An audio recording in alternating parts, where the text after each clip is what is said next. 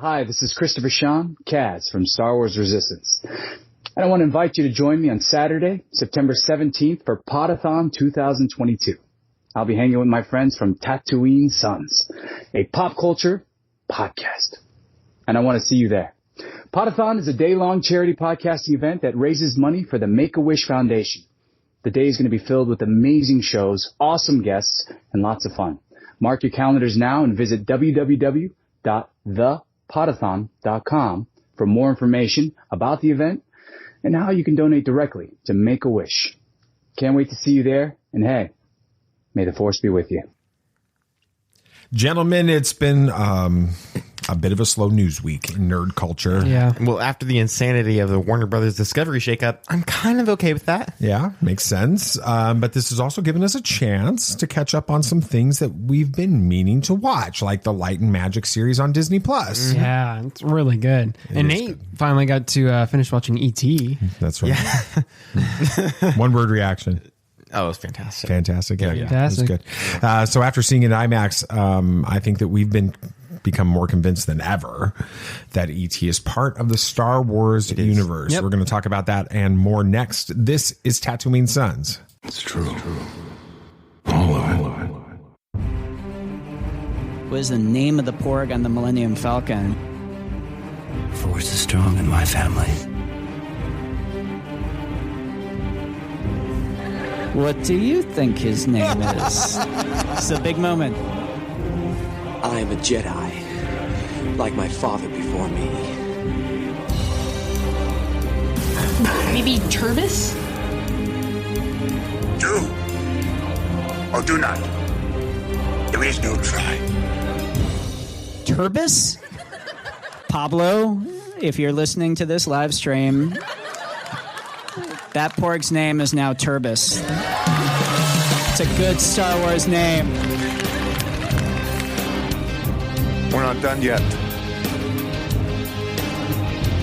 These guys recorded an awesome podcast called Tatooine Sons. Everybody was You started today. I did. How'd that go? Fine. Well, got candy in your mouth. Literally, you're holding. You have the lollipop end in your mouth. It fell out, and I'm not going to throw it away. So, all right. You mean he started today as of like recording day? As recording day. Yeah, absolutely. Yesterday for you yesterday. listening. With this, Sam, you start today, which is tomorrow. Yes. It's got to be your bowl. With that, so a little bit easier load. I think the classes are going to be harder, but I have less course load. That's good. And you're continuing your internship. Yes. So and are you the vice president? I'm the co-president of AIAA. Wait. When did this happen?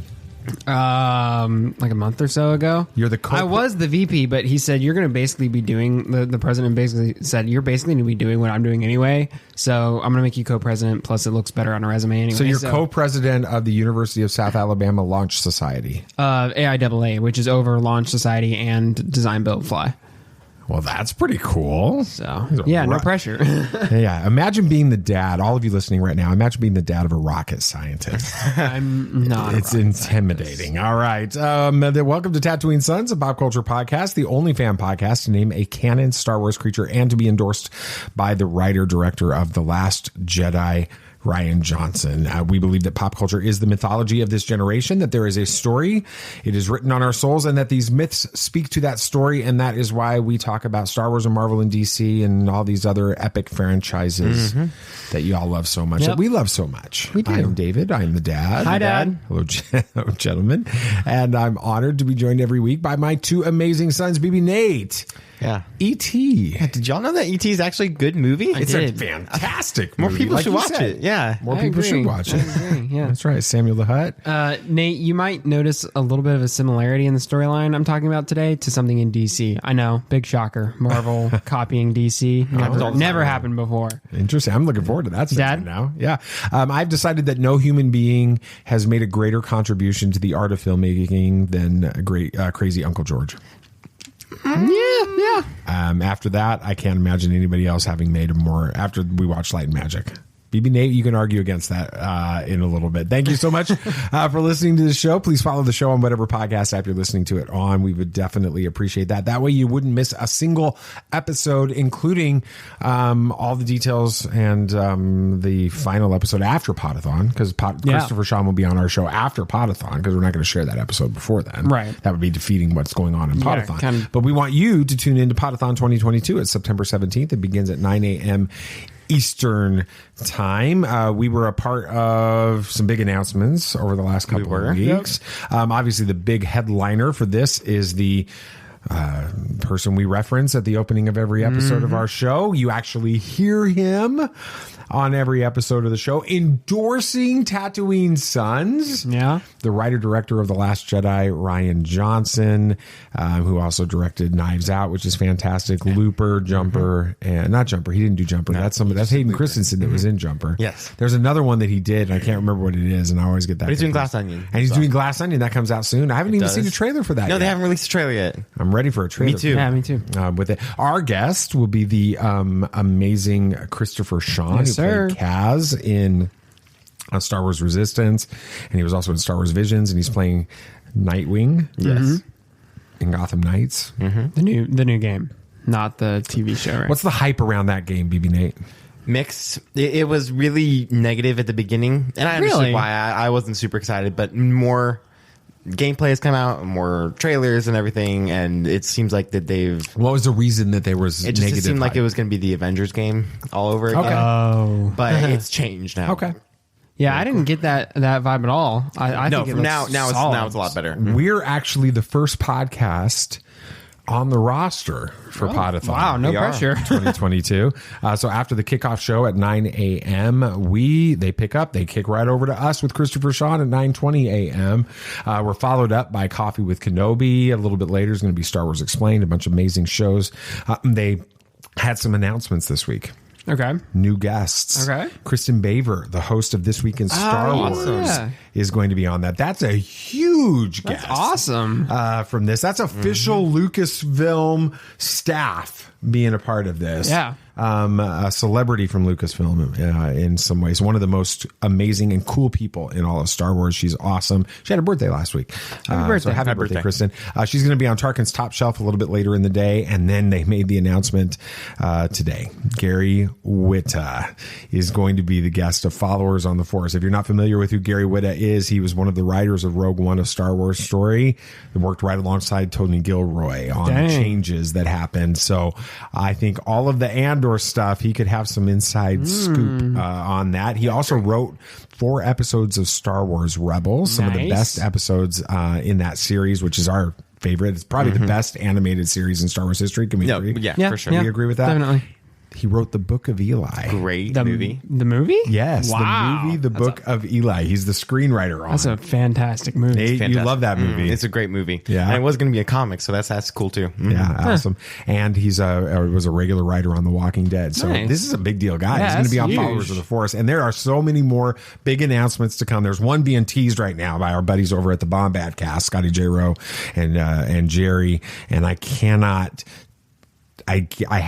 I have a suspicion who it could be, but no one will tell me. And so I'm not going to be able to, I don't want to tip it, because if I'm wrong, this would be a big wrong. But I think they're announcing it Friday night. So keep an eye on that. You can check out what's going on Harrison Around the Ford. Galaxy. No, it's not going to be that. No. But this is a big announcement. So, and we've got a lot more to come. I know the list. I've seen the roster. It freaking feels like Star Wars Celebration happening crazy. that day. That's great. So I'm very excited about that. But enough talking about what we're going to talk about. Let's talk about what we're talking about. Did I get it Yeah, right? you did it. Good job, Dad. That's right. Awesome. You're never confident about it, though. You always ask us afterwards. I get it out and I'm like, wait, it just came out of my mouth. Anyway, BB Nate, take it away. All right. Well, I saw E.T. for the first time all the way through a few nights ago, and it was great. But one thing kept sticking out to me. Is E.T. actually a Star Wars movie? E.T. from home. Have you ever danced with the devil in the pale moonlight? Yeah, I can fly.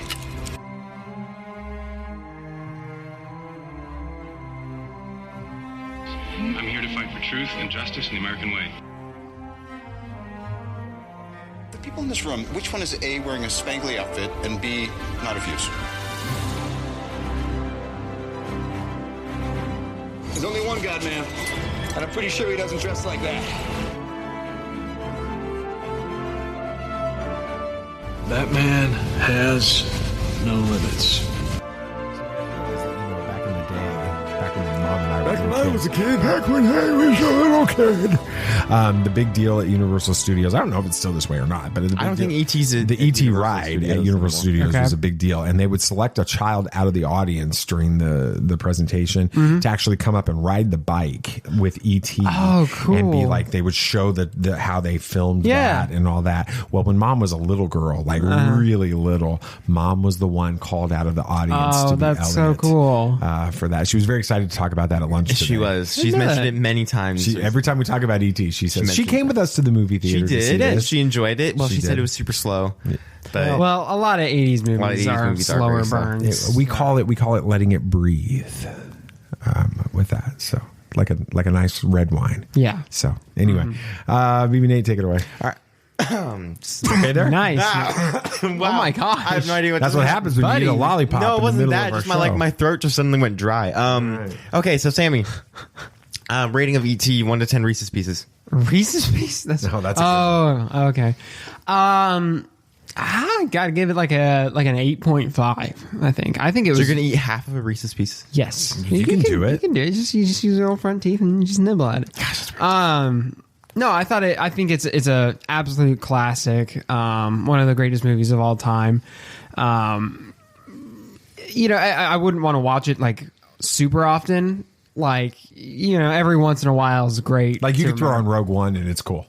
Right. You could throw on Solo and it's cool. This one's not one you can do that with. But I mean, absolutely amazing story. I'm sure you'll talk about this, or maybe, I don't know. But that movie would not be what it is today without John Williams' score. Yeah. John Williams is a genius. Yeah, I mean, one of the most iconic scenes in film history is in that movie, and it would not be the same without his score. That score, yeah. It's great. Absolutely. Dad?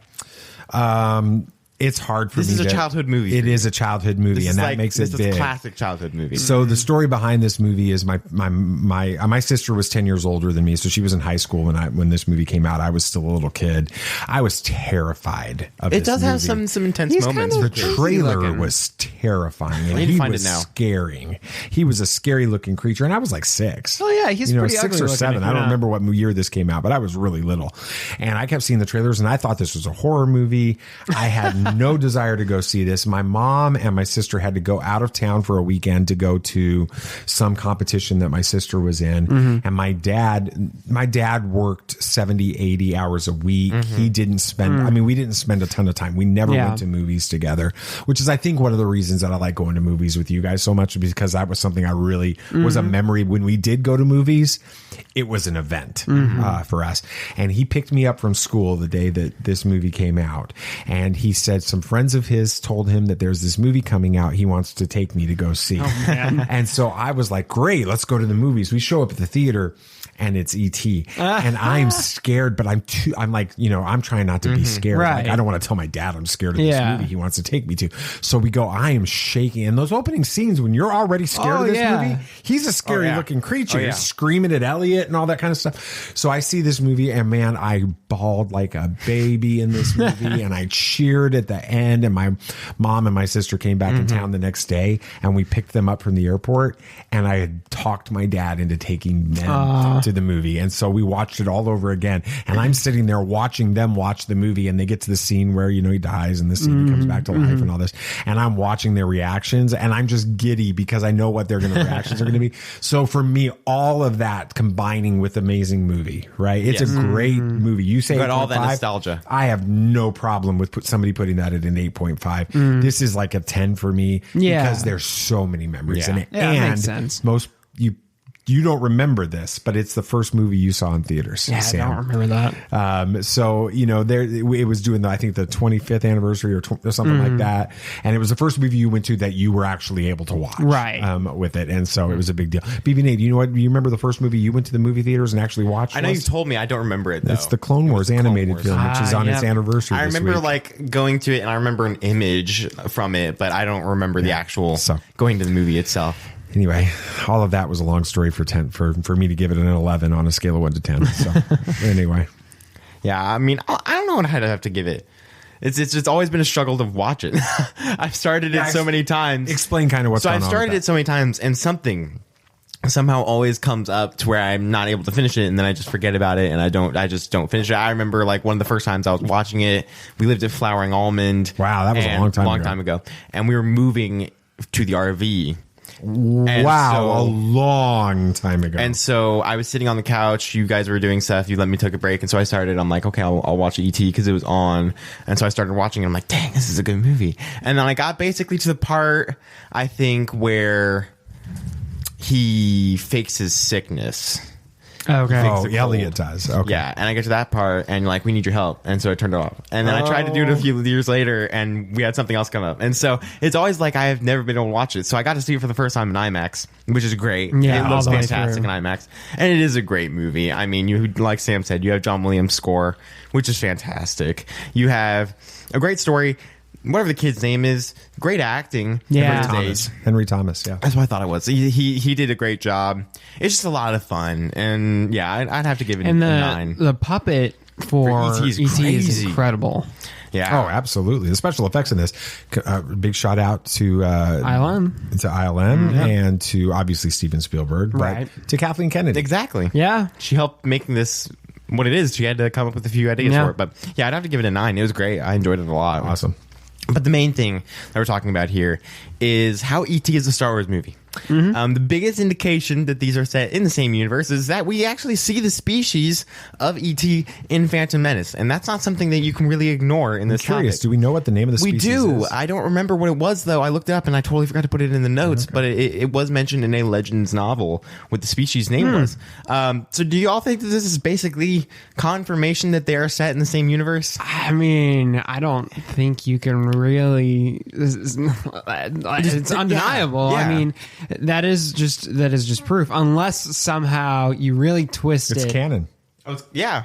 It's canon. You could have done this in an Is It Canon segment. It is. They're the Asogian or Sogian species. Yeah. It's listed in both in Legends and in canon on Wikipedia. So. Very interesting. Yeah, I definitely think this is a big confirmation for that. Unless E.T. is somehow like...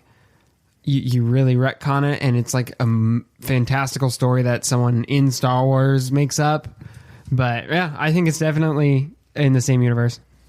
I do too. I think it makes sense. And I think watching the movie now as an adult in IMAX and being able to see things, hear the music, we'll talk about that, I'm sure. All of those pieces of the puzzle, I think that it feels like it's in Star Wars. Yep. Like it's like thousands of years later or something. Yeah, something like that. And we're on Earth and they just happen to explore. And he's visiting and exploring this part of the galaxy. They finally reached this part of the galaxy. Yeah. Oh no, this galaxy. Because remember, it's in a galaxy far, far away too. So it's not even. So that's awesome. Way. Yeah, it's awesome. Yeah. Speaking of music, Yoda is actually in the E.T. Kinda. A kid is dressed up as Yoda. Honestly, great costume. Yeah, it was pretty solid. Looked really good. And E.T. takes a strange liking to him. Kind of like he knows him, but. We also hear Yoda's theme being played at that moment, which was awesome to hear. And I mean, even the soundtrack just gives so many Star Wars vibes. Honestly, all John Williams soundtracks sound the same. Not a problem. Well, he has a lot of motifs. He has a lot of the same things that, like, you listen to the love theme from Indiana Jones and the Han and Leia's love theme, they sound so very similar. Well, they start with the same notes. So that's true. Yeah, he uses. But do y'all think that E.T. knew Yoda personally? Because we don't know how old his species can live when they're not on Earth or whatever. Did you think he knew him personally or just from stories? That's a great question. I would say, let me back up though. It was funny how on Friday and Saturday and Sunday of last week, there was like this running story on Twitter about people going and seeing E.T. Yeah, of course. And how so many people had never noticed the Yoda theme in this scene. Really? Until they heard it in IMAX. Huh. I mean, we've joked about this. We taught you guys are massive music score fans and all that. Not I mean, you're okay in movie musicals, but you're not movie musical fans, are you? Not as much as a good old soundtrack. Music scores from movies, very different with that. But you guys are big fans of that. You guys noticed it as soon as you heard it. Right? Oh yeah, immediately. Had you ever noticed it before, Sam? No, but I haven't seen this movie in Since you were little. Okay. Years. Now, I don't know if that's just because it was in IMAX that a lot of people are noticing it. Maybe that's how we noticed it. But I think largely it is, we're huge Star Wars fans. We've heard that theme hundreds of times now. So, of course, we're going to notice it in there. So, yeah, I thought it was really cool that John did that. My headcanon is that E.T. knows Yoda. Yeah. I don't think you see a ton of like stories about, I mean, I'm sure there's stories about Yoda, but the species is doubled in the last few years or not doubled. We've only known 2 before this, right? So it's like a third larger in the species. We had Yoda and Yaddle. Yeah. Right. Now we have Grogu. It's grown 33%. That's pretty amazing. Yeah. So there's not a ton of them out there. I think that he had to have like known Yoda. He seemed to recognize him. It was like he was going to see a friend. Like he was using that friend to go home. With it. It was a really cool moment. In the theaters originally when I first saw it, it was a cool moment, but it's even a better moment being such a massive Star Wars fan now. Yeah, I mean, in my mind, I definitely think he's at least familiar with Yoda. I feel like this would, if we're saying it takes place in Star Wars, takes place thousands of years later, and I don't think E.T. was around when Yoda was around. But we don't know That's true. The age we don't. On the species. So. He looks old to me. They all do. Well, yeah, they all do. I guess in my head, it would be either the species has continued to grow, Yoda's species, and they're all over now because it's been thousands of years. Yeah. That's very possible.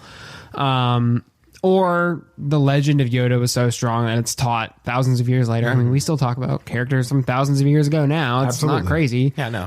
Granted, we don't really have good pictures of most of them, but in the Star Wars, I think that works. Well, if we see Ewan McGregor dressed up as Clone Wars, Attack of the Clones, Obi-Wan Kenobi, we think he's Jesus. Yeah. So. But I think that he just knew for the story. Blonde-haired, blue-eyed Jesus. Right, yeah. Right, not the Jewish Jesus. Yeah, that's very different. Anyway, I think he's just familiar with Yoda from the stories, or at least the species. But he's definitely familiar. I thought at first that maybe he saw a figure, when Elliot was showing him all the little toys in the meeting, but he never actually shows him a Yoda figure, I don't think. Well, and he flat out, he's like, home. Yeah. He's saying home. Yeah, because he's seen them at home. Yeah. I mean, suspend some disbelief right now, but if E.T. was old enough to know Yoda, could one of those people we see in Phantom Menace be E.T.? Easy. Absolutely. In the little, he's a like an ambassador or something. Yeah, I think it's awesome. I think it's true. And I love the fact that Steven Spielberg had such a close relationship with George Lucas and love for the Star Wars story that he included E.T.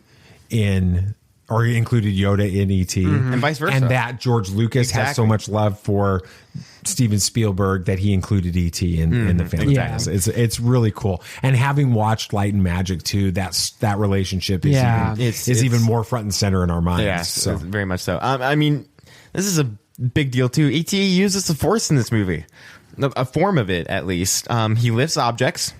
It's pretty standard. Uses force healing in a certain way, if you think about it. That's true. And he connects with minds telepathically. I like it.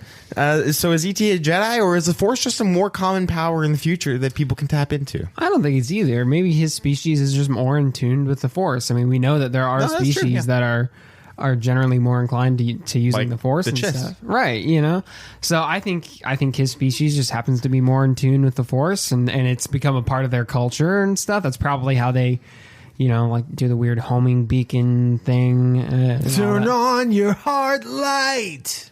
Sorry. Was that from the credits or something? No, that was like a song Neil Diamond did when that movie came out. Let it shine wherever you go. I can mute you, right? No, that's good. That's all right. Gonna take a ride across the world, you and me. Sorry. You done? Yeah. All right. That was good. Hold the power here. But yeah, I mean, you can't tell me that's not the Force. Oh, I no, mean, it is. Oh, it's totally the Force. Totally the Force. I don't think he has to be a Jedi. We've learned in the stories in the Star Wars universe, as the Star Wars universe has expanded, lots of beings have access to the ability to use the Force. I think that that's great, but I do think that it sort of plays into this idea that E.T. is part of is in the Star Wars universe. The fact that he does all those things. Got midichlorians and all that. It is fun to think that he used Force healing, though. It is. Yeah, that explains it. It is. Yes. And him and Elliot were a dyad in the Yes, Force. they were a dyad. Yeah, that's why they had the connection. Nice. But the one thing that kind of pokes a hole in this idea is, how did the universe of Star Wars, the stories and everything, get to Earth?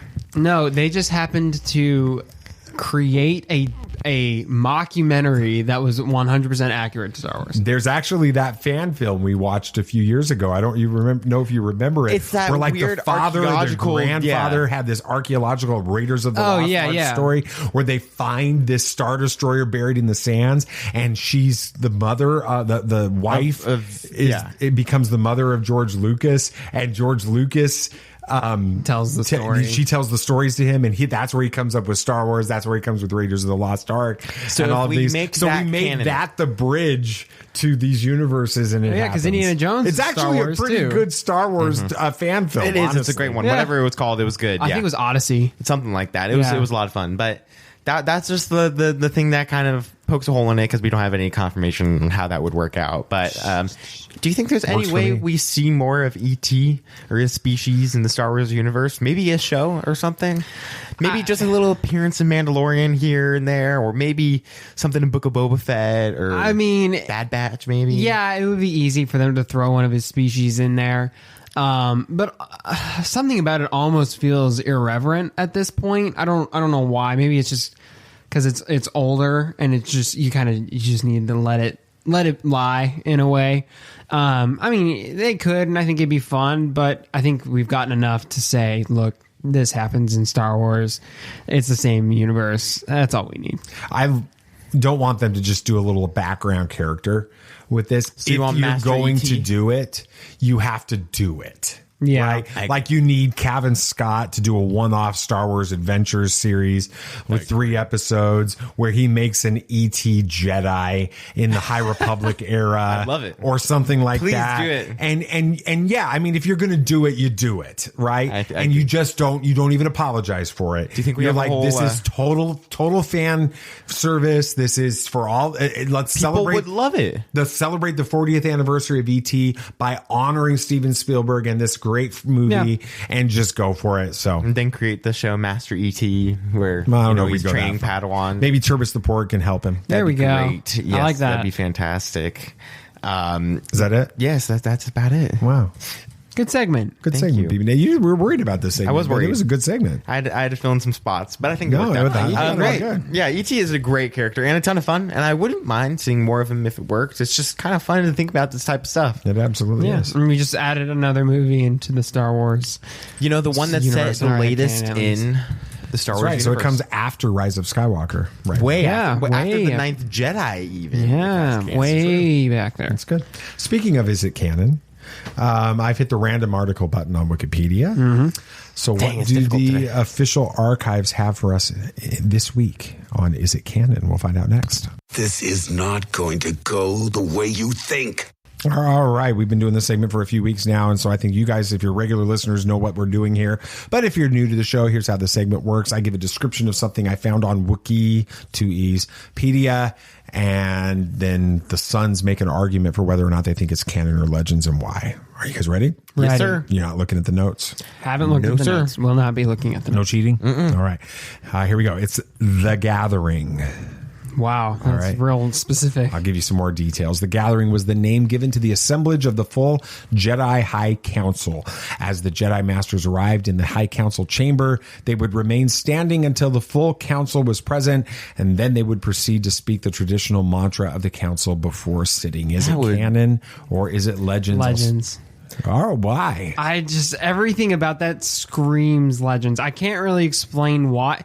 I mean, you could easily make an argument for that being High Republic. Absolutely. Very High Republic. Very easy. But also part of me feels like that's just something a fan would come up with because they want to flesh out the story. Gosh, what if one of the masters went missing? They would just be standing there for hours. Yeah. Or somebody slept in and forgot to turn on the alarm. Slept in. Yoda, teenage version of Yoda, at 78 years old. He's just slept in. He's like, sorry guys, slept in. Overslept on you. He's got to zoom in. Exactly. That's why Ki-Adi-Mundi was zoomed in. He overslept. That's why they had to zoom these guys in, hyper or hologram zoom them in because they couldn't sit down until they showed up. So, so you're serious? You think Legends? I think Legends. I mean, the whole mantra thing feels weird. The only mantra I know of in I am one with the Force, and the Force is with me. And that I don't even know if the Jedi really say that much. He was more of just a guardian of the Wills. So it sounds Legends to me. All right, Sam's made his statement. He was definitive. BB Nate. I don't know. This does seem canon, just because it could be from the High Republic, and we have gotten other mantras. I remember there was one in Light of the Jedi. There was. I can't remember what. But I don't remember what it was. Oh, okay. She said it all the time, but I was also on and off listening to that audiobook, driving, traveling. Long book. It's probably good. Be better if I read it, but no, I don't. It feels canon, but also feels like it could be from Legends, and I feel like the safer bet is to go with Legends, just because there's so much more Legends content than there is canon content. Yeah, that's true. So you're going with Legends or you're going with canon? Can I do both? Nope. Not. You got to pick one. I don't know. Make a decision. I know this is hard for you, BB Nate. You don't like to make decisions. I hate making decisions. Pick one or the other. Go. Probably canon. Canon. All right. So you've got canon. Yeah. And you've got Legends. Yep. That makes it interesting. I didn't cut out part of this, so that's last week. Legends. It is Legends. It is from the complete Star Wars Encyclopedia, the 1998 version, or excuse me, the 2008 version. I typed it in wrong. It is a reference book written by Steven Sansweet, Rancho Obi-Wan. Yeah. Pablo Hidalgo. It's canon then. Bob Vitas, Daniel. It's 2008. It is before the reset. Daniel Wallace, Chris Cassidy, Mary Franklin, and Josh Cushins, and they are all. There's a lot of other contributors for the compendium. It is the second edition of the Star Wars Encyclopedia. The mantra that they would recite before seating was, "With all of us the Force may be, and may the peace of this temple be ours, a place open to thought and speech, a realm of mutual respect, and a haven of shared noble purpose. Let us take these seats together with no one above the others. May we work together, free from the restraints of ego and jealousy, at this gathering and all others to come." And they would speak that again as they would prepare. Why don't we get this now? I think we should say that before every recording of the podcast. We should do the mantra before every no, because I am the ultimate authority in this podcast. So all right. I'm the Darth Sidious.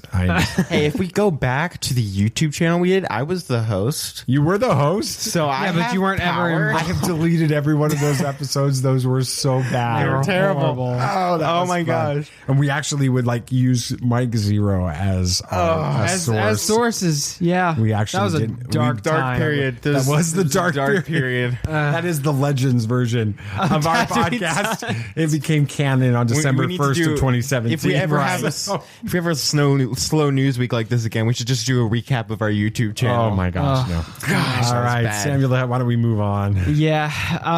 Secret Wars is a huge storyline in Marvel Comics, but a lot of people might not be familiar with its story or origins. So let's talk about 3 of the most influential Secret Wars in Marvel Comics history and how they might influence the upcoming Avengers Secret Wars.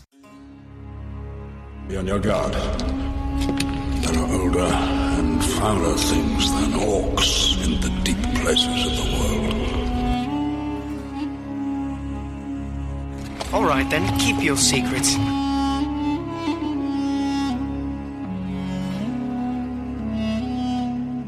Your coming to us is as the footsteps of do's.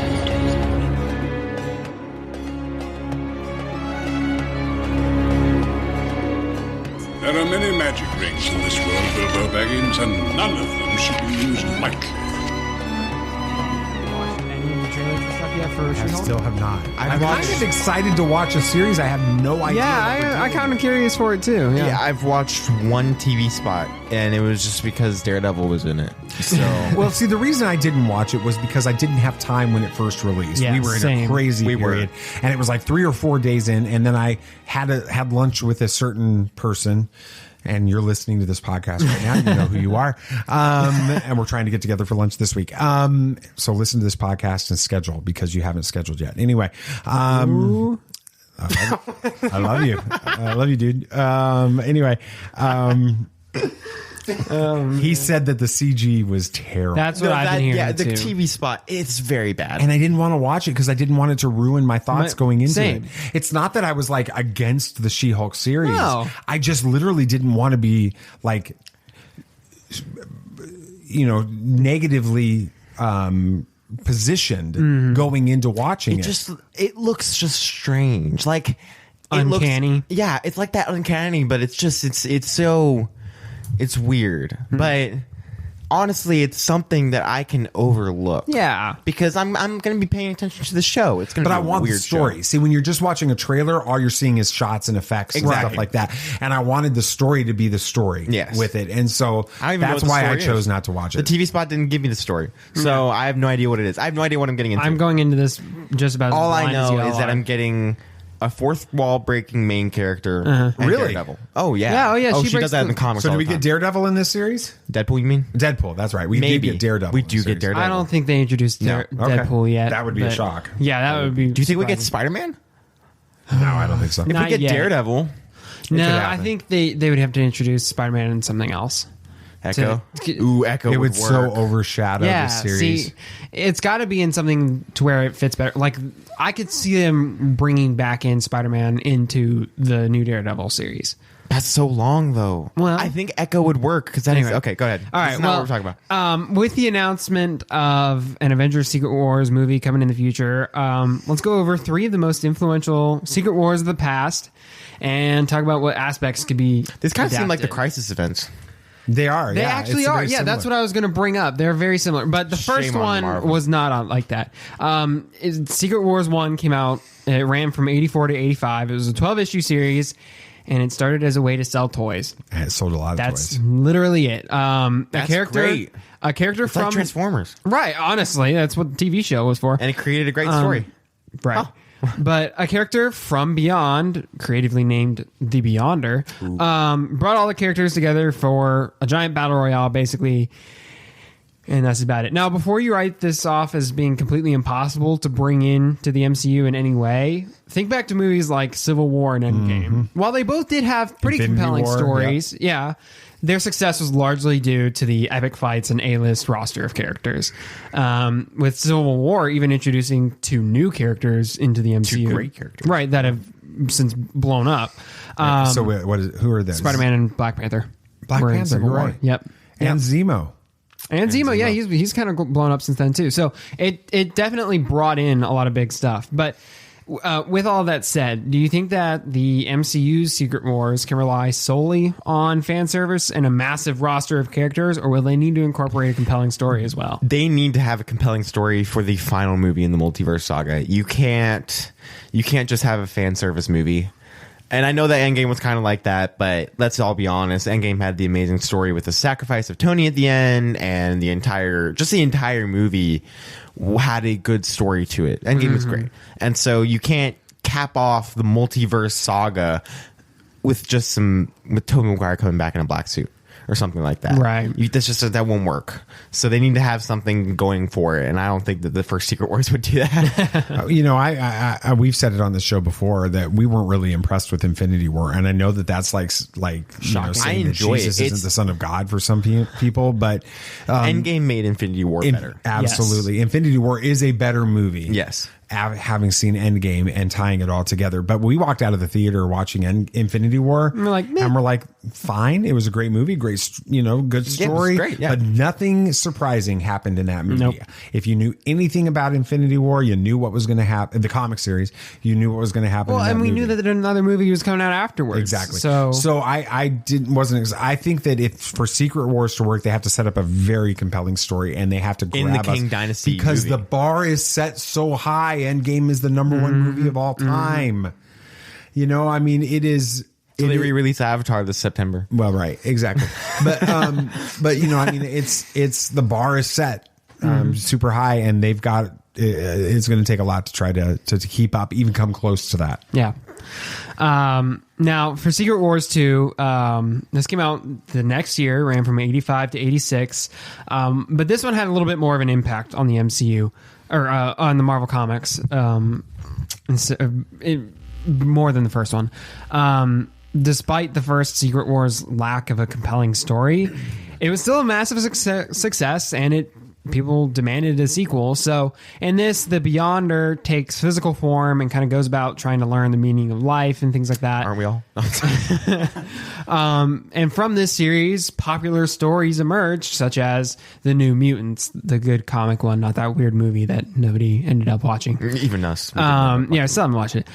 But with this movie, like you mentioned, Dad, with the Avengers Secret Wars seeming to be the new end game of these next phases, right? This next saga. What stories do you think they should/could set up from Secret Wars? Gosh, it's difficult to think about because we don't know a ton of the comics of Marvel. If you're asking about DC, I could be all over this. Right. And I'm trying to get into Marvel Comics slowly but surely. And I just don't know of many events that could take place from this. I mean, it's difficult to think of any right now. I can't think What of about characters do you think they could introduce from this? Characters? Well, I think they're already telling us what characters they're going to introduce. From the movie, from Secret Wars. Yeah, I don't know enough about Secret Wars to be able to determine that. I want to say that isn't Madam Web somehow tied, like closely she's tied to the Spider-Verse a lot. I can't remember. I didn't really see anything, but it really wouldn't surprise me if she ends up being brought into this just because of the whole multiverse aspect and different universes clashing together and stuff like that. See, in the Marvel animated universe, she's the one that does this. It's not. I mean, she's a big part of this. Was that like the Spectacular Spider-Man show or something? They're like the '90s Spider-Man. When they did the Secret Wars story, she was a critical element. Gosh, what if we got along with movie? The Beyonder? So I'm looking it up right now Okay. on the Marvel wiki with it, and it says the Secret Wars was a conflict to test for Spider-Man by the Beyonder and Madam Web. The two cosmic entities needed to see if the Earth hero was strong enough to lead the Spider-Man in the upcoming Spider War. And so there was this like I need to watch that episode. It's a great series. And so when I think of Secret Wars, my mind goes to Madam Web. Well, Madam Web is a huge part of the stories getting a movie in the Sonyverse, which then you tie in Carnage, you tie in Venom, you tie in Morbius, Garfield, you tie in Morbius, you tie in Tobey Maguire, and there's stories that potentially there could be a Tobey Maguire movie with Kirsten Dunst older, and they have a daughter, and she's Spider. They better not have a movie before Spider Girl, Spider-Man 3. All this. I mean, so there's some of those rumors out there. So I think that's kind of what. And right now that seems like the most likely, due to the fact that people are saying that Spider-Man's going to be the big person in this saga, the Iron Man. He is the Iron Man of this saga. Yeah, and so nobody knows about him right now, though. Well, that's what makes it interesting. But we need to. Phase 4 is just frustrating. Now, interestingly, I didn't plan this when you brought this up, but I had a suggestion for a major comic story that they could start setting up for the future. Right? We have the Infinity Saga. Now we're having the Multiverse Saga. Next would be this is a pretty recent run in the comics, but it was huge. It was The King in Black, and this was the sequel to Absolute Carnage, which I think is where Carnage just took over like a bunch of the different characters. That was also a big event. So Null, the god and creator of symbiotes, comes to Earth with a horde of symbiotes, and the Avengers, Fantastic Four, Venom, and other Marvel heroes now have to join forces to resist the army. Now, obviously, that sounds pretty lame. No, but it's a cool idea. But especially they could set it up when really you tie well. in the Sonyverse. Exactly. You have Madam Web and all that tied in. You get the symbiote saga. Yeah, I mean, honestly, the symbiote saga would be super cool. You have the symbiote corrupting. Mark this date. We called it. We did. August 16th, 2022. Week predicted the symbiote saga. And I think this series ran in like 2020, 2021. Yeah, it was a big deal. I remember. So like that would be a really quick leap to the MCU. But I don't know. I don't know. I mean, that's a Spider-Man focused. That's true. And I mean, I'm sure this. I'm almost 100% sure Spider-Man's going to die at the end of the saga. No, I don't think so. I just and it's going to have to get transferred to somebody else, like a Miles Morales maybe will be getting in or something from the Spider. Maybe it would actually be a cool storyline if that does happen. Yes, and but it would Morales just that would just cement even further the Tony Stark Jr. idea if he dies at the end of another movie. That's true. But I mean, I get where you're coming from. It feels so good, Peter. Right, we have the whole thing. So we won. It's okay, Mr. Parker. Well, all right. You get your notes ready. Yeah, Let's go. But the most likely one that they'll probably adapt the most from is Secret Wars 2015. This is the one that pretty much everybody regards as the best. Yeah, I remember reading the first issue of this. We got it for free for comic book day. Yep. I actually kind of want to find a way to pick up this whole series. I think I can find a way for you to do that. I got you got connections. You know people. I'll read Den of Geek's summary of this series verbatim, as they do a pretty good job of explaining it, and I pretty much stole everything from their article, and I feel like they deserve credit. Yeah. So this is the start of the quote. Incursions, I don't know, that's kind of should sound familiar. Doctor Strange, Multiverse of Madness. That's anyway, occur when Earths from two different universes intersect. If the Earths touch, then both universes get destroyed, leading the heroes to find ways of keeping the Earths apart, or destroying the other Earth to save their own. By the time Secret Wars begins, Doctor Doom has found a way to use the incursions to recreate the universe in his own image. In this universe, the heroes and villains all live in different regions called battle worlds, while Doom rules over all as the God Emperor. Only a group of surviving heroes, including Doom's archenemy, Mr. Fantastic, can oppose him. Side note, Nate, this one is patterned after Crisis on Infinite This one's Earths. patterned after Dark Crisis. Like, really?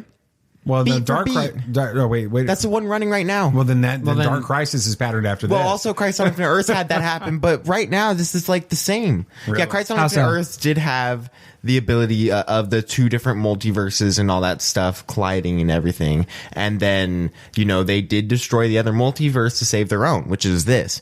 But in Dark Crisis, there is Pariah who's wanting to use to merge the other universe and make his universe the main one. Okay. So I guess you could say both have been doing it, but I guess DC did. I don't know. It's weird, but yeah, that is very much a Crisis on Infinite Earths story. But I don't know. I'm happy about Doom because it feels like all the players are on the board for this, right? I mean, exactly. We've seen aspects of this story already introduced in the MCU. We've got incursions and Multiverse of Madness. Obviously, that's huge right there. We know that there's an abundance of different multiverses, from Multiverse of Madness, Loki, and Spider-Man No Way Home. And we even got Mr. Fantastic in Multiverse of Madness. It feels like Multiverse of Madness just set up so much stuff. It does. It feels like it's a lot more important movie than we gave it credit for. And it brought in Mr. Fantastic, which obviously sets up Doctor Doom. They better keep that casting for Mr. Fantastic. Oh, they better. I think they'd be really foolish if they didn't. But based on what we've been seeing in the MCU lately, do you think that this could be the direction they're going with the story? It feels like this is it. Do you like this possibility? Yeah, I'm cool with it. I'm totally cool with it. I think that they could combine this with some stuff in some of the previous Secret Wars arcs, especially, even the comic or the cartoon, the animated stuff where they bring in Madam Web. I do think that they want to bring in the Sony Spider-Verse. Yes. They want to do this, but they also have to be careful about waiting for the contract to get worked out, waiting for them to get this all nailed down. So they've got to let that do its own thing and then be ready to bring it in, and they can do that through something like this, the Secret Wars. Yeah, I like this. If they do this, I think it is very possible. I think it'll be fun. It sounds like a big event. I just have one problem. I mean, this is going to be the end game to the Kang Dynasty movie. Mm-hmm. So how can this connect with Kang? I mean, well, Kang is the great grandson or something of Mr. Fantastic. That's true. So they could easily find that a way just to seems connect like a thread that would be very difficult to pull to set up a whole movie for. Yeah. And so, I mean, I'm sure that they can figure it out, of course, but I'm wondering just how that'll happen. But I'm excited. This would be great. I think that it would be a lot of fun, and I don't know. A lot of stuff could come from it if they do it right. Mm-hmm. If they've proven anything with the MCU is Kevin Feige has a plan. And he's moving it forward, and I can't wait to see how it plays out. And we may criticize pieces of it in the future, but in the end, I think that we're going to enjoy being able to watch this happen. So, one final question: if you could if you could have one thing happen or be in this movie, what would it be, Nate? I'd love to see the characters from Into the Spider-Verse crossover. That would want be a cool. Who Framed Roger Rabbit kind of thing going on. Like you want them to remain animated. I want them in the animated, but in the live like action. it. I'd love to see that. That's because so that would be bizarre. so weird, but so much fun. It would fit. I think they could make it work. I want to see the 2099 Spider-Man in it. I want to see Miles Morales. I want all of that to just come in, and I want here throw in PS4 Spider-Man too. You throw in PS4 Spider-Man, and you throw in PS4 Miles Morales as well, and you throw all those characters in. You throw in the Spider-Man from the other universes. You got Tom Maguire, Andrew Garfield, Tom Holland. You have all the Spider-Man. 70s TV yes, version? you have every single one. You have what about the Electric Spider-Man. Company Spider-Man? You have Dad? I don't know. What about the Electric Company Spider-Man? It was the only reason I watched that PBS show. The Electric Company was like once every third or fourth episode, there was a segment at the very end of the episode that was a Spider-Man segment. And I would watch it just because I wanted to watch Spider-Man. And I'd be so bummed when it wouldn't be that segment. They wouldn't be on that episode. Yeah. But you get Japanese Spider-Man in there, the really weird one. And then you have like just a shot with all the Spider-Man there. That'd be just so much fun. I'd love to see that. Endgame like No Way Home. Yes, like No Way Home with the 3, but just with all these Spider-Man. With 30 of them. Yes. Yeah. Okay. I'd love that. Dad? I mean, I was going to say, I was going to see a live action Miles Morales, but the same character from the Into the Spider-Verse, but in live action version. So, I mean, Nathan wants to have him animated. I just want to see him cross over. Yeah. I mean, obviously, I would love to see a endgame level shot where you've got tons of the characters from the MCU that we've seen before, like in Endgame, but you throw in the Sonyverse characters, Marvel or Venom, Carnage, all the Spider-Man. I like the idea of having the animated Spider-Man in there. The Eddie Brock from Venom. Right, that's what I was saying. Yeah, Venom. You could even throw in. I meant the Eddie Brock. Cletus Cassidy. No, the one from the Jesus Told Me to Leave. Oh, Spider-Man 3. Yes. Yeah. Sure. Throw him in there. Topher Grace. Throw in the X-Men too. I want to see all the X-Men next to him. I mean, every one of the Fantastic Four movies. You just have Hugh Jackman. Maybe the new ones. the Lou Ferrigno Hulk. Huh? And not the 2000 and the Thor and the Captain America from that series. No. Okay. But have I gone too far? Yes, you got too far. But I want to see a shot of everyone like that. But I also would like to see Daredevil. No, maybe. Jennifer Garner Electra. But one thing that I think would be cool is if they brought in variants of classic characters that we love. Crokey. Oh, sure, bring in Crokey, but I'm talking a version of Captain America who's come back somehow through the multiverse. A version of Iron Man who's come back through the multiverse. You just want to see Iron Man again. Yeah, I would. I would. But I think they can do that. Have a version of Black Widow come back too and make all those fans happy too. Whatever character is going to die in this next series. The only problem with that is you can't bring in a Chadwick Boseman. Yeah, and I think that would be sad. Work, no. So. But I think you could bring back all the other well-loved characters in a way with the original actors. Hawkeye. Huh? Bring in an old man Hawkeye. Yeah, have Hawkeye be like super old or something. I mean, you could have all these really cool versions of our characters or characters we haven't seen yet next to other characters, and it'd be this just absolutely monumental event, somehow even surpassing Endgame. I think if they play their cards right, which I think Marvel knows what they're doing. They do. I think they could have something really special. I like DC. Love you, Nathan. Are we done? I with this mean, segment? it's amazing how Marvel just rips off DC and then does it better. No, it's triggered. And on that note, while we may be way ahead of the curve on this movie, it's still exciting to think about all the potential it has for such an amazing event. Star Wars, Secret Wars. It's SW. You could bring in Luke Skywalker even. Sure, throw him in there. They watch Star Wars in the MCU, so it's Omniverse. Omniverse, yeah. It's slated to release in November of 2025, which is so far away, which means there's plenty of time for speculation and lots of headcanon until then. More than 3 years away. It's insane. That is crazy. All right. Well, good job. Good segment. Thank you. Did a good job. Appreciate it. It's another week where we'll probably skip going to the cinema, unless there's like an ET movie, which there isn't this weekend. There actually is. They're releasing it, I think, in regular cinemas. What about Top Gun?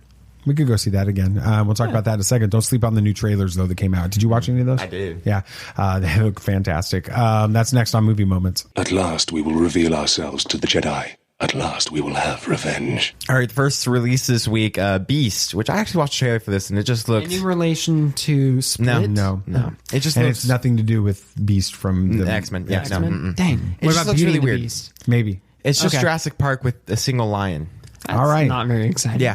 This is about Dr. Nate Samuels, kind of a funny name, is recently... Whoa, wait, it just triggered me. I didn't realize that. Nate Samuels. Yeah, you didn't get that? Whoa. That's weird. We gotta go see it now. Yeah, of course. Dr. Nate Samuels is a recently widowed husband who returns to South Africa, where he first met his wife, named Christy, on a long planned trip with their daughters to a game reserve. But what begins as a journey of healing jolts into a fearsome fight for survival when a lion, a survivor of bloodthirsty poachers who now sees all humans as the enemy, begins stalking them. The director is Scott Mann. I think I've heard that before. The cast is Idris Elba, Yana Haley, and Leah Jeffries. Yeah. Something the studio is Universal. It is rated R for violent content, bloody images, and some language. Going yes or no?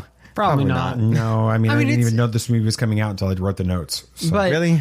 I think if you're into that kind of movie, it sounds interesting. I mean, it'd be a fun little thriller, creature kind of Jaws kind of story. We'll see this. We'll see Top Gun before we see this. Yeah, we will. This next one, we won't see at all. Dragon Ball Superhero is about the Red Ribbon Army was once destroyed by Son Goku. Individuals who carry on its spirit have created the ultimate androids, Gamma 1 and Gamma 2. Really original names. Like these two androids Thing call themselves superheroes. Wow, original. They start attacking Piccolo like and... stuff. I know. You don't... Just because you don't like something doesn't mean that they can't. I'm just saying.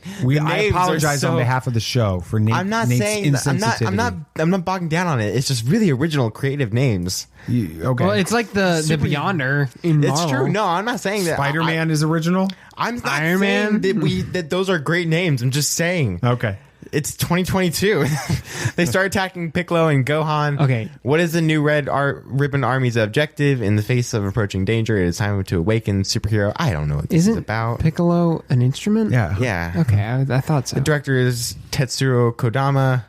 The cast is Masako Nazuwa, Toshio Furukawa, and Yuko Minaguchi. You just added this to make this difficult. Yes, I you did. You did just to make you say those names. The studio's Crunchyroll is rated PG-13 for some action, violence, and smoking. We're not going to see this. Crunchyroll is a streaming service. It's a studio kind of thing. We're not watching that. Yeah, for trailers, Bandit, it looked fun. I liked Bandit. I don't know. Just the rating kind of puts me off of it. So basically, it's just a guy who robs banks, and Mel Gibson's in it.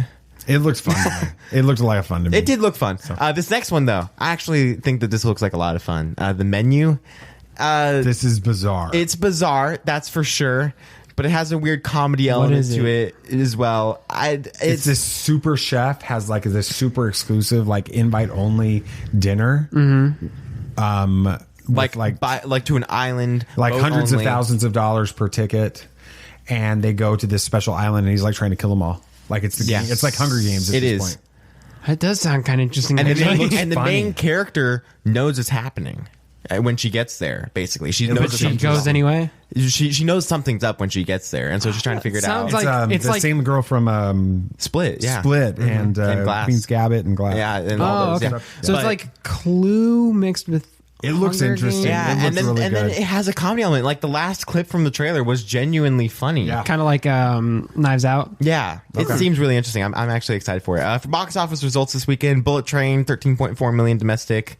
I think Dad forgot to change the last two. It was supposed to be 7. It was I don't remember. It was. I mean, I can look it up because I'm pretty sure Top Gun Maverick hit second place this week. Yeah, I'm sorry. No. Maverick didn't hit second place. No, it didn't. It was DC League of Super Pets was second place. I saw it. I just looked at it. So it got 7 million, just over. Oh, you're right. It changed. It changed Nathan after I did this.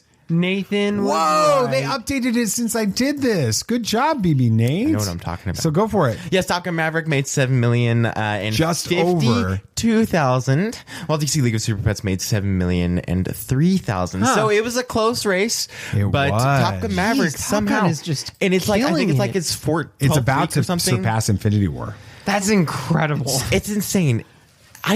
That's crazy. It's not a superhero movie. It's not a big Disney movie. It's a reboot. It's a sequel to a movie that came out 30 years ago. It's crazy. People enjoy that kind of movie. It's just a fun. It's positive. It has no agenda. It's just let's have even fun. the bad guys. You can't politicize. You don't even the bad know guys. who the bad guys They're are. not of a nation. They're just the bad guys who got some uranium, and we need to stop them. I'm like. And it's a Star Wars movie too. Mm-hmm. Yeah, I mean, basically. All right. Is that it? Are we done? That's it. Mm-hmm. It's on you. It's on me? Is it my turn? Yeah, it's your turn. All right. I'm not used to going at the end, so I get confused here. I had a Star Wars segment this week. You did talk Star Wars. We're going to talk a little bit of Star Wars. Just a little bit. Yeah, we took some... But it is weird not having a Star Wars segment. Anyway, we took some time. I had a Star Wars segment. I know. Mine didn't. We took some time over the past couple of weeks to watch the 6-episode Light and Magic series on Disney Plus. We've talked about it a lot.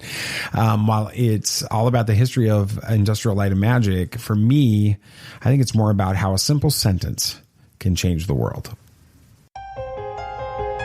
Bulky religions and ancient weapons are no match for a good blaster at your side, kid.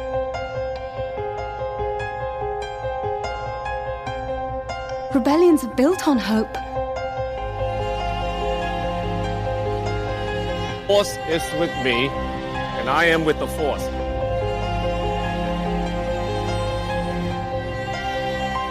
If you live long enough, you see the same eyes in different people. I know that we have to continuously talk about George Lucas in this segment. Of course, always. But I do think that it's important for us to acknowledge how central Kathleen impactful. Kennedy was to the future, to movie making history, and all these major films with it. You know, we need to back off with the Kathleen Kennedy. We don't do it, but other people should just kind of back off with the Kathleen Kennedy stuff. She deserves everything, and she was actually handpicked by George, so it was good. All right, overall thoughts on the series, just in general. What'd you think about the Light and Magic series, Sam? I thought it was really, really interesting. Just everything that they went through to get where they are now, all the innovation they came up with. I mean, the people were brilliant. I mean, it was just incredible what they were coming up with. And like you said, and you're going to talk about, I mean, they absolutely changed filmmaking forever. I mean, without George Lucas, ILM, and Star Wars, movies would not be what they are today without. No. And it was a good series. I'm not one for documentaries, but this was super interesting just because it was about movies and everything. But I don't know. It was awesome to hear the stories about the people at ILM and how that got started and how all the trials that they went through and all this. It was really interesting. I enjoyed it. I loved it. I thought it was super fascinating to see stories we'd heard, things I'd known about, but to hear them, these stories being told by the actual people involved and some of the nuance in the way that they described things and the personalities behind it. And then to see things like, I knew Joe Johnson was a legend, but to see that he was just an artist that sort of weaseled his way into industrial light and magic to get started, and that changed the world. And then to see how George Lucas was like, give this guy a shot with it. The stories like that, Phil Tippett and Dennis Murin and their how they basically are best friends with it, and then some of the tension that happened as technology changed, and Dennis Murin was leading that with it. It was definitely a big part of things. So let's talk about it kind of episode to episode. We won't spend a ton of time on each episode, but I do want to get some initial or some quick thoughts for each one of these. The first episode is Gang of Outsiders. The description was an unlikely team comes together to create the effects for a new space film called The Star Wars. You may have heard of it. The stories about these guys and their innovation and antics are already legendary. We've talked about that already. But did anything surprise you about the creation of ILM for the original Star Wars? I mean, first off, it does kind of almost feel like the story of Star Wars anyway. It's a ragtag team of people brought together just haphazardly, and they complete the goal. I can't remember much specifically about this first episode. I think it's probably a good thing that the series kind of it really flows between each episode. You could cut them all together and it would be seamless. So I'm trying to remember of anything specifically, but I mean, just them having to like come up with the motion rig for the stuff. Well, yeah, for the camera, so they could do the same shot over and over again and it still be consistent. And just that was fascinating that they had to like create completely brand new technology for this movie that was everybody thought was going to flop anyway. Right. What about you, Nate? I don't know. There was a lot of cool moments. I mean, one of the moments that stuck out to me was how they had to take the Death Star surface outside in the parking lot and use a truck to film the scenes of the explosion. Yeah, drive like 20 miles an hour. It's crazy. I mean, that's not something you would think about now. And they thought about it, and it worked. It's a great shot, and everything about it is well done. But that was insane to see. That was cool, and just how fun they had. How much fun they had. Yeah, the slip and slide. Yeah, it was a party, man. They had a hot tub every like Tuesday or something like that. It was crazy. That's awesome. So that next episode was on the Bucking Bronco. The description was George Lucas's whole life has been leading to Star Wars, but can ILM finish the job on time? And this episode really begins to reveal the tension between John Dykstra and George Lucas.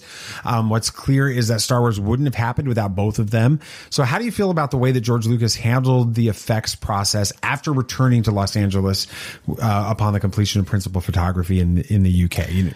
Yeah, I mean, he was just, I feel like how they portrayed it on the ILM show is that he was super nervous and he was really ratting down on the ILM and how they weren't working on it all and all. But I think that if we need to look at it from George's perspective, this is a last ditch effort in his career of directing. If this fails, he's not going to direct movies anymore because there's just no studio will pick him up. No studio's picked him up for this movie barely. And so if this doesn't work out, his career is on the line, and his career is on the line for the effects, and it's out of his control on whether or not they do it. So it's a difficult place, and nothing was working. The scenes in the filming were difficult. They kept having to reshoot. The acting wasn't going right. Everything just kind of was like just going wrong. And then he finds out that they're delayed on the effects process, which is probably the biggest part of the movie and took up the biggest part of the budget.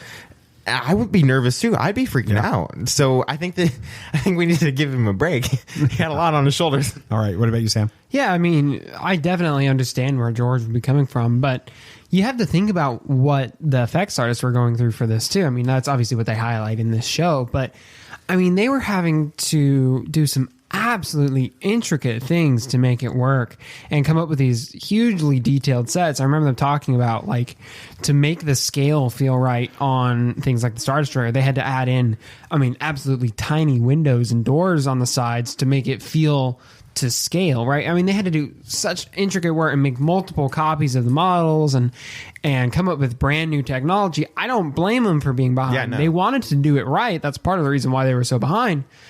And that's why it frustrated George. But, I mean, you have to understand where they're coming from, too. Yeah, they had to spend a whole year basically creating the technology in order to make the shots work in the first place. Yeah, no, I get it, though.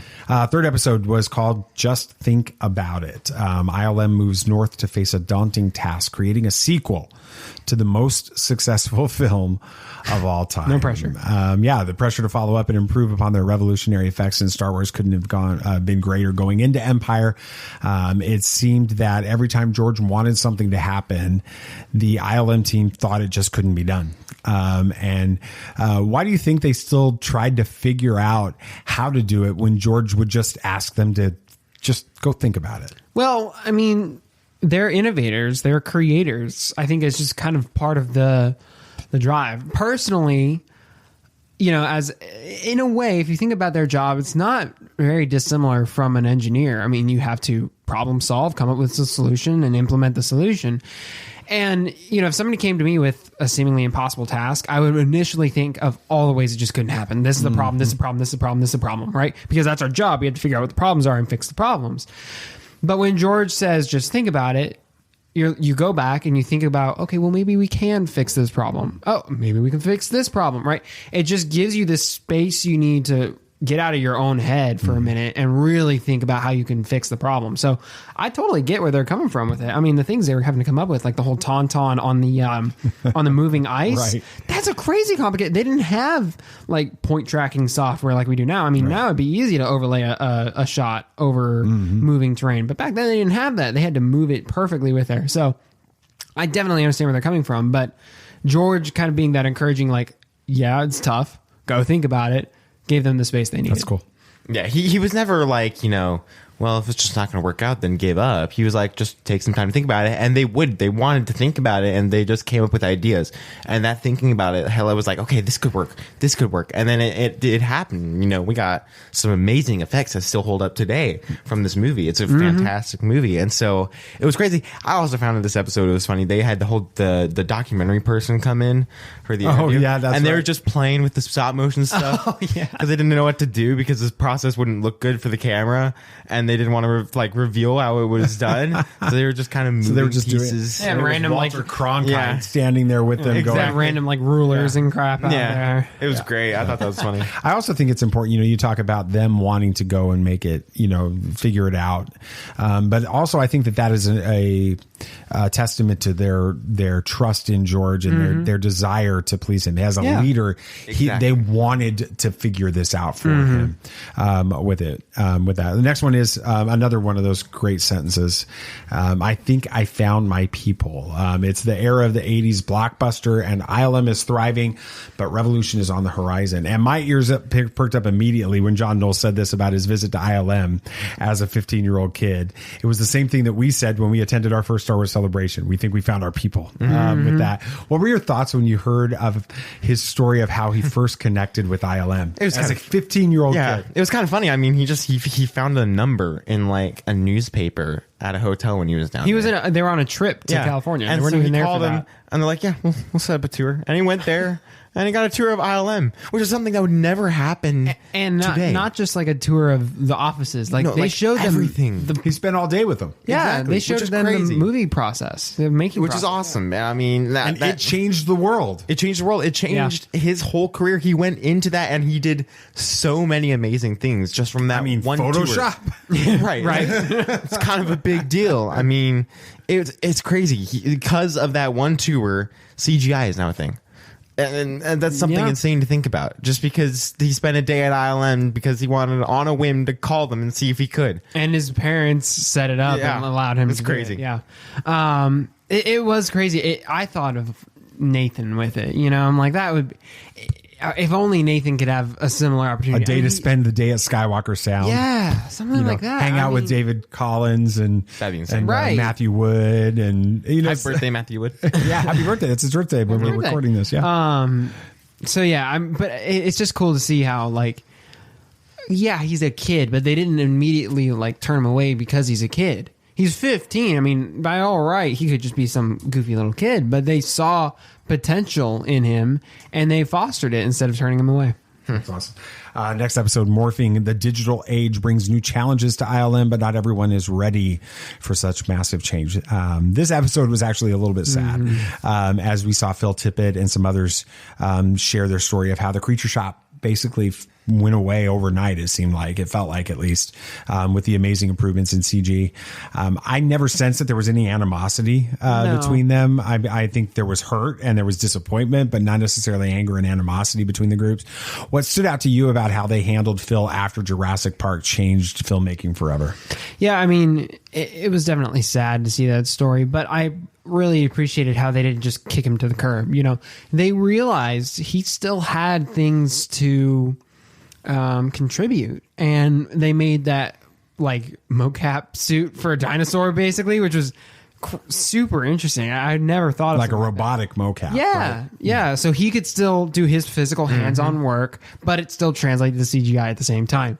So I found it cool how they were able to integrate. It's kind of like teaching an old dog new tricks in a way without teaching him the new tricks.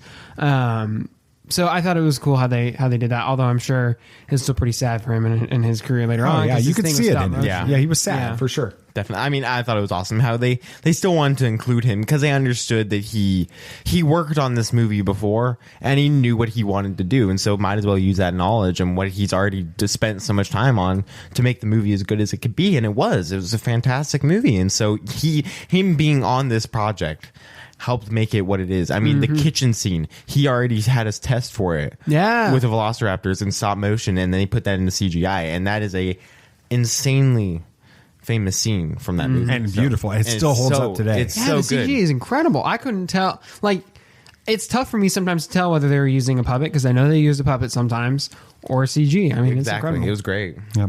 Last episode of it was No More Pretending You're Dinosaurs. CG finally comes into its own with Jurassic Park, paving the way for a new era of innovation. The thing I was most surprised by is how visual effects teams are actually returning to practical effects and then marrying them with CG to make even more spectacular and realistic shots. Jon Favreau spends a lot of time talking about that in reference to the Mandalorian. The volume is a very important example of this, but there have been some fans that have been critical of a lot of shots in The Mandalorian and Book of Boba Fett and Obi-Wan Kenobi, saying you can tell that it's in the volume. It doesn't look as real. Why do you think that this is happening? I think that it's people that know that they're using volume and they look for it now.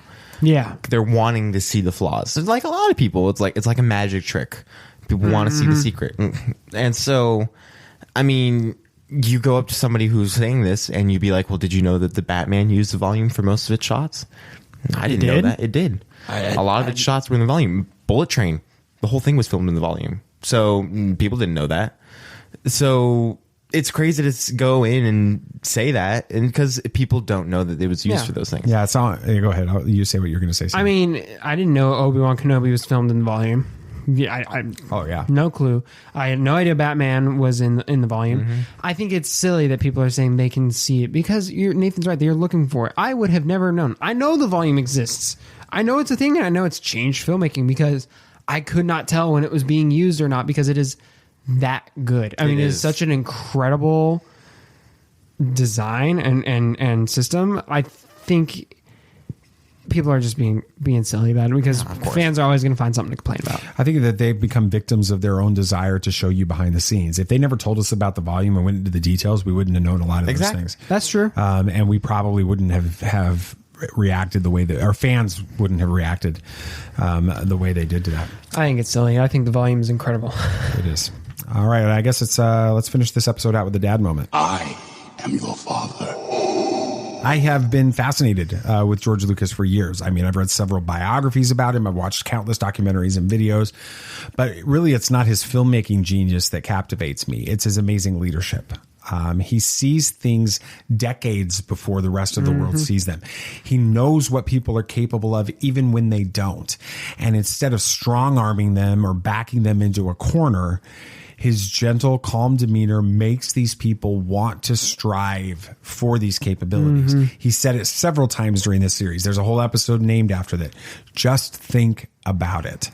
I'm convinced that people could accomplish infinitely more than they actually believe they can by simply being encouraged to step back and think of how it might actually be possible. The series is one of the best things that we've watched on streaming in a very long time. And I highly encourage you to turn off your phones, grab some popcorn, sit down with your family, and be inspired by it. Definitely. All right. Good segment. Thank you guys. Yeah, I appreciate it. Anything else you guys want to talk about? Anything else? Yeah, Emilia Clarke's MCU character has reportedly been revealed. Oh, interesting. Yeah, some Skrull who helps aid in the invasion in Secret Invasion comic book series, but ends up abandoning her side to aid in humanity because she realizes her side can be pretty brutal. So she flips sides. Yeah, but interesting. Kira flips sides. I never would have saw that coming. All right, just in the reverse. Yeah. Anyway. Yeah, Warner Brothers is weighing the fate of The Flash as its Ezra Miller problem grows. It's pretty bad. It's very bad. Isn't he running around with like body armor and stuff? Well, no, he's been that was old news. That's now he's charged with a felony. In Vermont. Yeah. Oh my gosh. I forget what it was felony. He was just trying to scheme, robbing some family's liquor cabinet. That's right. Yeah, he broke into a house and robbed a family's liquor cabinet. This dude needs help. Yes, he needs help. Seriously, and I don't say that seriously, he really needs some help with it. Mark Ruffalo says that there's no such thing as too much MCU, but Star Wars gets repetitive. I feel like he might have a little bias there. Well, it's funny because Obi-Wan Kenobi today, Ewan McGregor was asked if he would ever consider being in the MCU, and he's like, I don't think I would. I don't think I want to be in the MCU. So, nobody's making a big deal out of that. I think they have the bias there. With it. Well, I guess that's going to do it for this week. Good episode, guys. Good episode. Congratulations. That was fun. Yes. And thank you for listening to all of you out there listening to Tatooine Sons, a pop culture podcast. We appreciate it. Yeah. If you had a good time listening, it would be awesome if you could share this with your friends. Yeah. And the show is only a small part of the Tatooine Sons world. So be sure to like us on Facebook, join our Facebook discussion group, and follow us on Twitter to get in on all the action. And you can keep up to date with everything we got going on at TatooineSons.com. That's right. Don't forget to follow the show on your favorite podcast app so you don't miss our next episode. And please give us a review on Apple Podcasts or Spotify Podcasts. You can give us ratings on Spotify Podcasts. You can do that now. I figured out how to do it. Or you can Would you give us a rating? I did, actually. 4 stars. I give us 5 because we're awesome. Anyway, give us a rating and a review on whatever podcast app you prefer. We'd appreciate that. All right. Anything else you guys would like to say? May the Force be with you. May the Force be with you. May the Force be with you always. This party's over. I like that Wookiee. Don't get technical with me. Joy, please. Yep, yep.